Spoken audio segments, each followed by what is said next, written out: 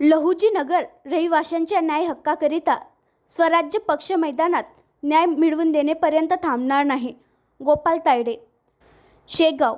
लहुजी नगर येथील रहिवासी मागील 30 वर्षापासून वस्ती करून लहुजी नगर येथे गुण्यागोविंदाने नांदत असताना मधल्या काही काळापासून शासनाची वर्गदृष्टी लहुजी नगर या परिसरावर पडल्याने क्रीडा संकुलाच्या नावाखाली ही वस्ती उठवण्यात आली व स्थानिक रहिवाशांना गुराढोराप्रमाणे काढून देण्यात आले. शासनाचं म्हणणं आहे की सदर जागा क्रीडा संकुलाची असल्याने या जागेवर अतिक्रमण झाले आहे. सदरच्या जागेवर वस्ती वाढत असताना स्थानिक प्रशासन झोपी गेले होते का? या जागेत अनेक संसार नांदत असताना प्रशासनाला आता जाग आली आहे व त्यांच्याकडून अनेक संसार उद्ध्वस्त केल्या जात आहे. अनेक परिवार अक्षरशः रस्त्यावर आले आहे. हे होत असताना स्थानिक नेते मंडळी मूग गिळून बसलेली आहे. हे या परिवाराचं दुर्भाग्यच म्हणावं लागेल.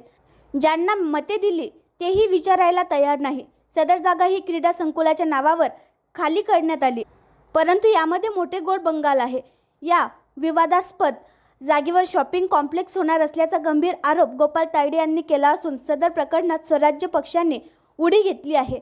लहुजी नगर रहिवाशांचा घेऊन 16 एप्रिल रोजी तहसील कार्यालयावर काढण्यात आलेल्या सर्वपक्षीय आक्रोश मोर्चामध्ये स्थानिक रहिवाशांच्या खंबीरपणाने उभे राहण्याकरिता 16 एप्रिल रोजी तहसील कार्यालयावर काढण्यात आलेल्या आक्रोश मोर्चामध्ये महाराष्ट्र स्वराज्य पक्ष मोठ्या ताकदीनिशी बेघराच्या पाठीशी उभे होते. आधी घरकुल नंतर क्रीडा संकुल या तत्वावर पुढील लढा लहुजी नगर वासियांच्याकरिता लढण्यात येईल असा संकल्प गोपाल तायडे यांच्याकडून घेण्यात आला आहे. गेली 30 वर्षापासून लहुजी नगर ही वस्ती गुण्यागोविंदाने नांदत होती, परंतु शासनाची वक्रदृष्टी या वस्तीवर पडल्यामुळे ते वस्ती ती पाळण्यात आलेली आहे आणि त्या वस्तीच्या मध्ये जे राहणारे लोक होते हे बहुजन लोक होते. प्रत्येक जाती धर्माचे लोक इथं गुण्यागोविंदाने राहत होते. या वस्तीला पाळून अमानुष असं कृत्य शासनाकडून करण्यात आलेलं आहे. संकुलाच्या नावाखाली क्रीडा संकुलाच्या नावाखाली ही वस्ती तोडण्यात आली आहे. आमची अशी मागणी आहे, अगोदर घरकुल नंतर क्रीडा संकुल.